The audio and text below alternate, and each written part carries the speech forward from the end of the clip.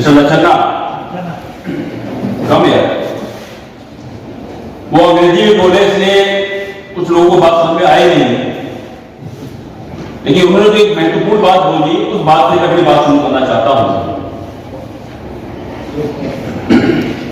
लच्छन्ना जी करीमनगर से तेलंगाना से आते हैं और उन्होंने जो बात बोली कि मैंने 25 साल इस पार्टी के लिए खराब की, वो मेरा खून खौलता है, माय ब्लड इज बॉइलिंग। अब जिंदगी के 25 साल का मतलब है अपनी जवानी के 25 साल आपने एक विचार के लिए अपना तन मन धन लगाकर इस पार्टी के लिए लगाया और आपको धोखा मिला। आज ये इस बात को कहने के लिए आप मौजूद हैं और उन्होंने अपनी बात को आपके सामने रखा, हमने सुना। लेकिन आज के इस मौके पर हमारे बहुत से साथी जो पिछले 10 सालों के अंदर जब हमने एक मूवमेंट चालू किया था तो वो हमारे साथ में थे और आज मुझे बड़ी खुशी होती अगर वो भी हमारे साथ में आज होते, लेकिन पिछले 10 सालों में अलग अलग कारणों से वो इस दुनिया से चले गए। तो सबसे पहले मैं आज उनके नाम लेकर उनको अपनी श्रद्धांजलि देना चाहता हूं और जिस दिन से इस आंदोलन से जुड़े आखिरी दम तक उन्होंने इस आंदोलन का साथ दिया। 40 साल की उम्र में छोटी उम्र नहीं होती। जब भी हमने इस कॉन्स्टिट्यूशन क्लब में कार्यक्रम किया तो आगरा से चलकर इधर पहुंचे।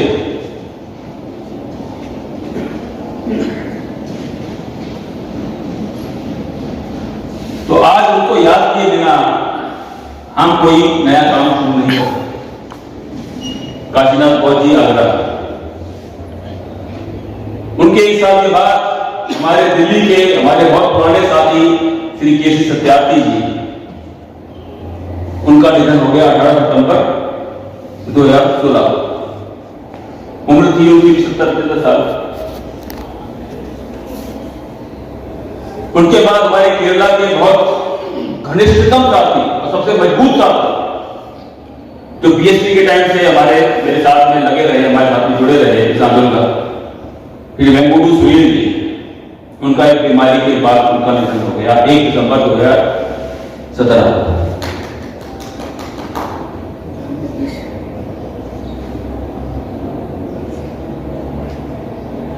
और केरला के एक और साथी और उनकी उम्र कितनी थी सुनील जी की? मात्र 45 साल।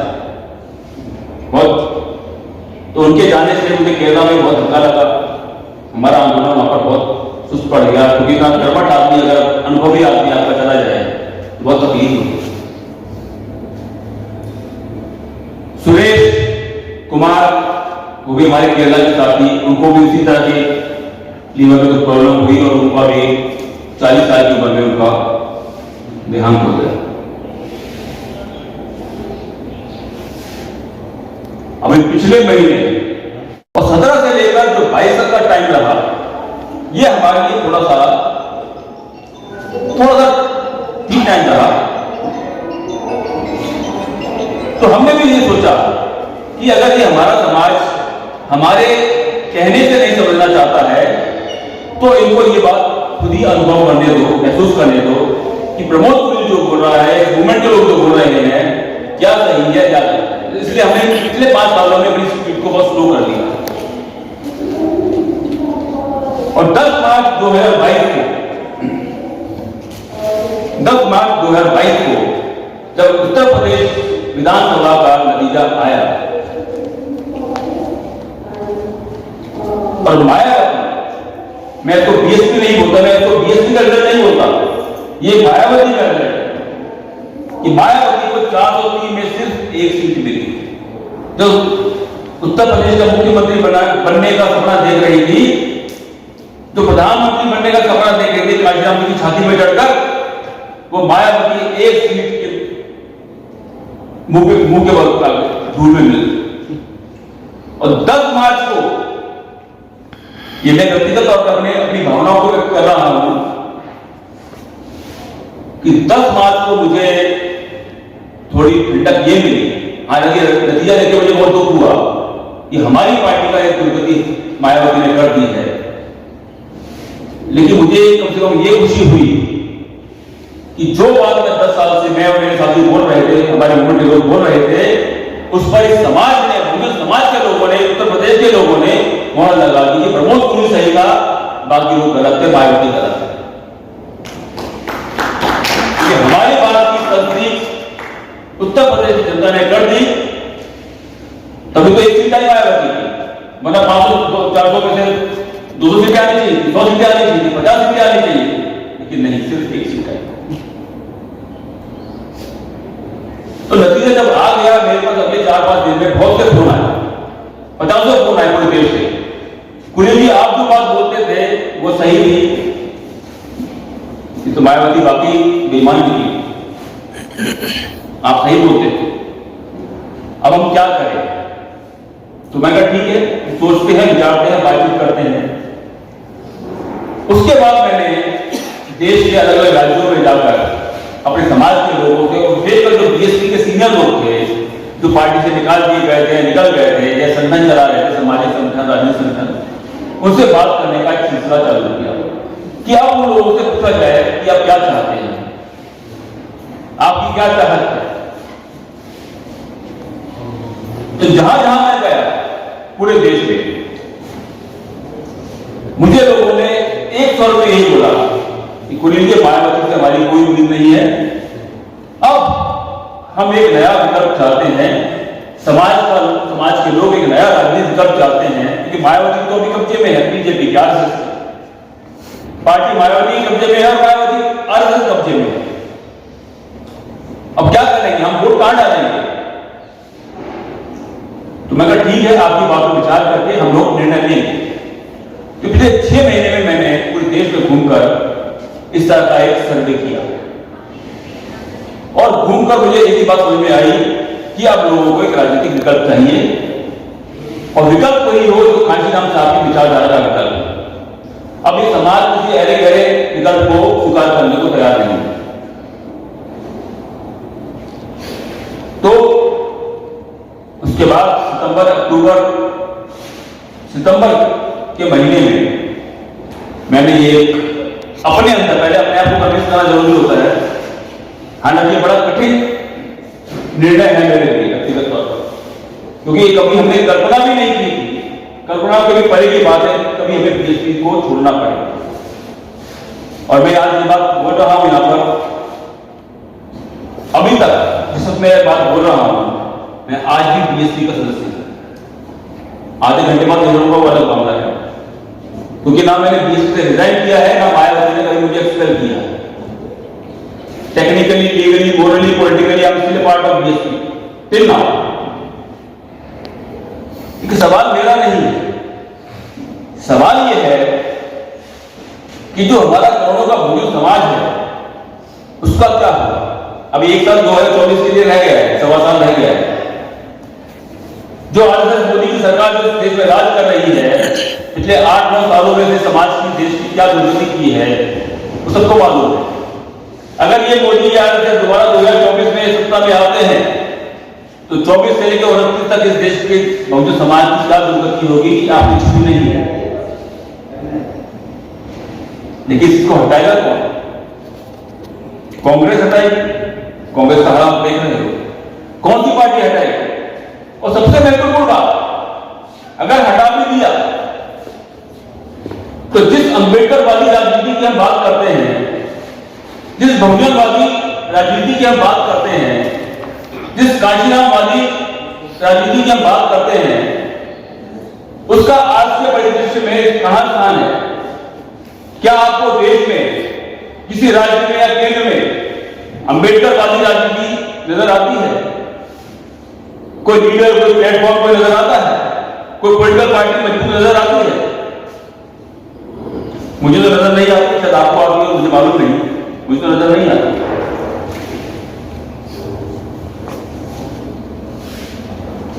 और बहुत से साथी ने उससे पहले बोला और सोशल मीडिया में कमेंट भी लिखते हैं। दो बातें मैं आपके सामने महत्वपूर्ण रखना चाहता हूं। जब मैंने घोषणा की सोशल मीडिया के माध्यम से फेसबुक पर, तो दो बातें सामने हैं। दो बातें जो मैं आपके बीच में रखना चाहता हूं, आपके लिए भी जानना समझना जरूरी है कि हम जब तक एक नहीं, लोग बोलते हैं जब तक हम एक नहीं होंगे हमारा सुधार नहीं होगा। ये बोलते हैं ना लोग, हमें एक होना चाहिए। अब मैं उनसे पूछता हूं, आज पूछना चाहता हूं, सब ये बोलते हैं कि एक होना चाहिए, लेकिन एक कौन होगा? क्या मायावती दूसरी किसी पार्टी के साथ एक हो सकती है? जिस मायावती ने पार्टी के लोगों को निकाल दिया और लोगों ने अपनी पार्टियां बना ली, उनको इकट्ठा करना किसी जिम्मेदारी है? वो एक क्या मायावती वापस लेगी? नहीं लेगी। जो लोग आज अपने मूवमेंट चला रहे हैं, अपनी पार्टियां चला रहे हैं, क्या वो एक हो रहे हैं? क्या जो बात एक आम आदमी जानता है, क्या नेताओं को मालूम नहीं है कि हम जो छोटी छोटी पार्टियां चला रहे हैं हम इकट्ठे हो जाए? क्यों नहीं हो रहे? नहीं होंगे, क्योंकि सबके तार किसी की उंगली से बंधे हुए हैं, इसलिए इकट्ठे नहीं हुए। ये जितने भी आप बड़े बड़े नाम देखते हैं, तुरंत खान, बहुजन अम्बेडकर का नाम लेकर राजनीति कर रहे हैं, इकट्ठे नहीं होंगे। क्योंकि इकट्ठे होने होते तो हो चुके होते, कि नहीं होंगे। क्योंकि अगर वो इकट्ठे होने की कोशिश करेंगे तो उनके जो मालिक हैं, जो उनको फंडिंग करते हैं, वो उनको खत्म कर देंगे।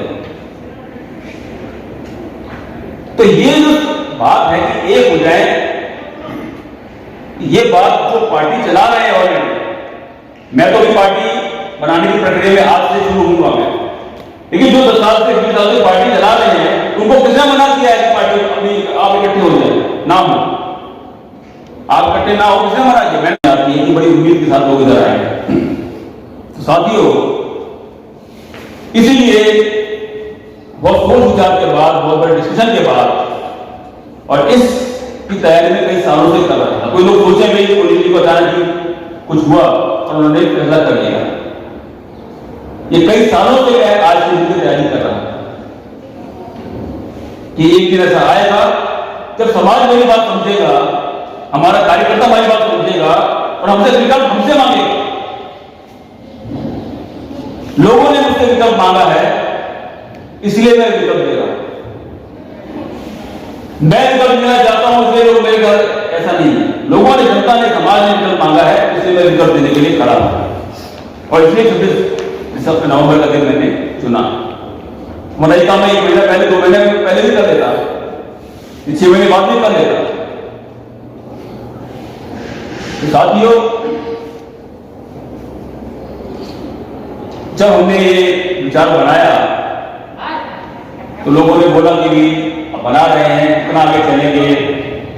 तो मैं आपको जानकारी देना चाहता हूं। जैसे मैंने अभी बोला कि इस पार्टी को इतने वोट मिले, इस पार्टी को इतने वोट मिले, है ना। आप लोग यही बोल सकते हैं कि आप क्या पता आपको कितने वोट मिले, 100-200 वोट अभी भी बढ़ जाए, 100-200 वोट। तो मैं आपको जानकारी दे दूंगा, क्योंकि आप ज्यादातर लोग नहीं जानते। जब हमने 2012 में मूवमेंट चलाया था, शुरू किया था, एक सोशियो पॉलिटिकल मूवमेंट था, पार्टी नहीं थी, और लोगों ने हमसे तब भी विकल्प मांगा था 2014 के अंदर भी। तो हमने इसी मूवमेंट के तहत, बहुजन मूवमेंट बचाओ राष्ट्रीय आंदोलन, इस मूवमेंट के तहत, जो कि अनरजिस्टर्ड है, हमने 29 लोकसभा के कैंडिडेट लड़ाए, 29। और 29 हमने क्यों लड़ाए थे? हमने जो पहली लिस्ट जारी की थी, हमने 2 अखबार निकाले हमने, बहुजन एक नाम से, हिंदी और इंग्लिश का, उसमें हमने अपनी लिस्ट जारी की थी। पहली 120 कैंडिडेट की, अगली 70 कैंडिडेट, लगभग 200 की हमने लिस्ट जारी की थी पार्लियामेंट कैंडिडेट 2014 के अंदर। अब हुआ क्या, हमने छाप दी लिस्ट, तो मायावती का जो पैसा चला तो बहुत से लोग बिक गए, कुछ भग गए, करते करते 29 भी बच गए। इस मूवमेंट से हमने 29 कैंडिडेट लाए थे 2014 के। मैं खुद रायबरेली में सोनिया गांधी के खिलाफ खड़ा हुआ। और महत्वपूर्ण बात है, 29 में हमारे दो कैंडिडेट को 10,000 वोट मिले, जबकि हमारा खर्चा कितना हुआ था एक सीट पर 1 लाख रुपया, 1.5 लाख रुपया, 2 लाख रुपया। सिर्फ हैंडल बांटकर हम लोगों ने, हमारे कैंडिडेट ने उन्नाव की सीट और एक झारखंड की सीट 10,000 वोट मिले हमारे कैंडिडेट को। मुझे खुद 7,000 वोट मिले। हालांकि डबलेबाजी हुई थी बहुत ज्यादा, सोनिया गांधी की सीट बहुत तब है वो अलग इशू है। इसके अलावा 3-4 हजार वोट वाले हमारे बहुत कैंडिडेट थे। इसके अलावा विधानसभा के चुनाव हुए, कई विधानसभा चुनाव हुए, उसके अंदर भी हमारे कैंडिडेट बड़े अच्छे वोट लेकर मूवमेंट था हमारा, पार्टी नहीं थी, रजिस्टर्ड पार्टी नहीं थी, सिंबल नहीं था। तो बिना पार्टी के अगर हम 10,000 वोट ले सकते हैं तो पार्टी के साथ हम 1 लाख वोट भी ले सकते हैं, क्योंकि अब पार्टी तो रजिस्टर्ड है, सिंबल है, सब कुछ होगा, सिस्टम होगा। तो उस विश्वास के साथ, उस अनुभव के साथ हम लोग मैदान में उतरे हैं कि अगर हम एक मूवमेंट में 10,000 वोट ले सकते हैं तो हम एक पार्टी से, प्रॉपर पार्टी से, प्रॉपर संगठन से हम 1 लाख या 2 लाख वोट या हम जीतने की स्थिति हो सकते हैं। और दूसरी बात, 2014 में तो हमें अपने समाज का बहुत विरोध झेलना पड़ा। 14 में स्थिति और 14 में तो मायावती के मुख्यमंत्री प्रधानमंत्री बनने की बात चल रही है। मायावती का बहुत बड़ा जज्बा था उस टाइम पर, हम लोग तो बहुत दबे हुए थे। आज तो कुछ पलट चुकी है, आज मायावती सबके सामने खड़ी है और हमारे लोग सीना ऊंचा करके या तल ऊंचा करके तीनों आगे बोल रहे हैं कि हमने जो बोला वो सही था। तो साथियों, तथागत बुद्ध ने बोला है कि 3 चीजें कोई नहीं छुपा सकता, सूर्य, चंद्र और सत्य। सूरज को, चांद को और सच्चाई को दुनिया की कोई ताकत छुपा नहीं सकती। एक ना एक दिन उसको सामने आना ही है, काटे होने ही। तो हम लोगों ने, हमारे मूवमेंट के लोगों ने, जो दुनिया में है या नहीं है, जो बातें बोली वो आज सबके सामने है। और पूरे देश के बहु समाज के लोग, विशेषकर बीएसपी के जो कार्यकर्ता हैं, मेरे कई लोगों से व्यक्तिगत तौर पर बातचीत होती है अलग अलग स्टेट के, अकेले मुझसे वो अपने दिल का रोना रो लेते हैं, पब्लिकली नहीं हो सकते, उनकी मजबूरियां हैं। चाहे वो बड़े नेता हो, सांसद हो, पूर्व सांसद हो, पूर्व मंत्री हो, विधायक हो, पूर्व विधायक हो, जिलाध्यक्ष हो, जो भी स्तर के नेता है, कार्यकर्ता है, सब इस बात को लेकर बड़े दुखी हैं कि मायावती ने सत्यानाश हमारा कर दिया, हम क्या करें, कहां जाए। तो साथियों, इस सब चीजों को ध्यान में रखते हुए हम लोगों ने फैसला लिया कि हमें अपने समाज को बचाने के लिए, इस मिशन को बचाने के लिए, इस विचारधारा को बचाने के लिए, महापुरुषों के सपने को बचाने के लिए हमें एक कठोर स्टेप लेना है। कठोर मैं इसलिए बोल रहा हूं कि हमारे लिए बड़े व्यक्तिगत तौर पर it's very difficult decision for all of us to part with, to go away from our parent party. हमारा जो दिल, दिमाग, हमारी आत्मा जहां बसती थी, बीएसपी, उससे हमें आज दूर जाना पड़ रहा है। लेकिन मैं आपको विश्वास दिलाना चाहता हूं, मैं आपको विश्वास दिलाना चाहता हूं, देश के लोग सुन रहे हैं कि हमने सिर्फ रणनीति बदली है, अपना लक्ष्य नहीं बदला। मायावती के खिलाफ और उसकी गलत नीतियों के खिलाफ, उसकी बेईमानी के खिलाफ हमारी जंग है, ना सिर्फ जारी रहेगी, अब अपने असली रूप में सामने आएगी। ये मैं मायावती को बताना चाहता हूं आज।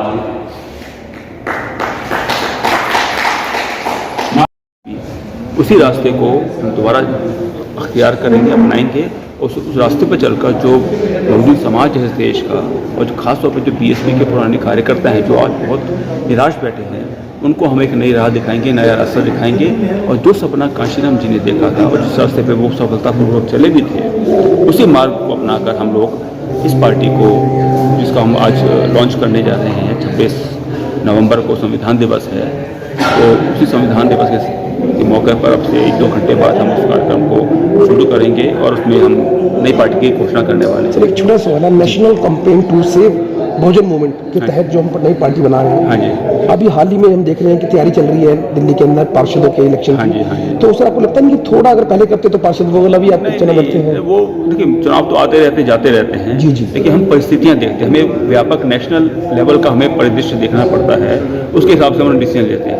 क्योंकि आज कॉन्स्टिट्यूशन डे है और संविधान पे आज बहुत बड़ा हमला बीजेपी आरएसएस कर रहे हैं, और संविधान को बचाने के लिए हमारी जिम्मेदारी बनती है कि हम आगे आए। तो इसलिए हमने आज का दिन चुना है संविधान दिवस का। संविधान दिवस पे हम आज ये काम देश की राजधानी में कॉन्स्टिट्यूशन क्लब में एक हम काम आज से शुरू करने वाले हैं। सर हमारे दर्शकों से बात करने के लिए आपका बहुत बहुत धन्यवाद। धन्यवाद। संविधान कमेटी की बहुत सी मीटिंग इसी कॉन्स्टिट्यूशन क्लब के हॉल में हुई थी।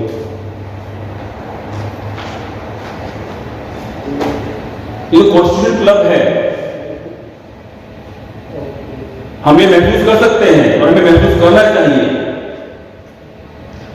कि इसी जगह पर यहां से 100 मीटर दूर बैठकर 50 मीटर दूर बैठकर हमारे मसीहा बाबा साहब अम्बेडकर 50 बार स्थान में उनके कदम पड़े होंगे और यहां बैठकर कई घंटे, कई दिनों, कई महीनों की मेहनत के बाद उन्होंने इस संविधान को, इस देश के भारत के संविधान को बनाया और संविधान के माध्यम से देश का जो गणतांत्रिक और जनतांत्रिक ढांचा है वो निर्मित हुआ। और उस संविधान के तहत आज हम लोग, इस देश के करोड़ों करोड़ों लोग आजादी की खुली हवा में सांस लेने के लिए उनको मौका मिला है।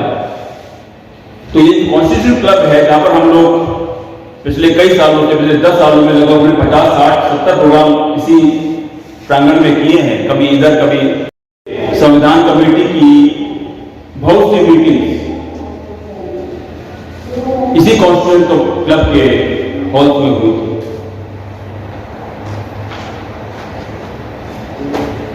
ये कॉन्स्टिट्यूशन क्लब है, हमें महसूस कर सकते हैं और हमें महसूस करना चाहिए कि इसी जगह पर यहां से 100 मीटर दूर बैठकर 50 मीटर दूर बैठकर हमारे मसीहा बाबा साहब अम्बेडकर 50 बार स्थान में उनके कदम पड़े होंगे और यहां बैठकर कई घंटे, कई दिनों, कई महीनों की मेहनत के बाद उन्होंने इस संविधान को, इस देश के भारत के संविधान को बनाया और संविधान के माध्यम से देश का जो गणतांत्रिक और जनतांत्रिक ढांचा है वो निर्मित हुआ। और उस संविधान के तहत आज हम लोग, इस देश के करोड़ों करोड़ों लोग आजादी की खुली हवा में सांस लेने के लिए उनको मौका मिला है। तो ये कॉन्स्टिट्यूशन क्लब है जहां पर हम लोग पिछले कई सालों से, पिछले 10 सालों में लगभग 50, 60, 70 प्रोग्राम इसी प्रांगण में किए हैं, कभी इधर कभी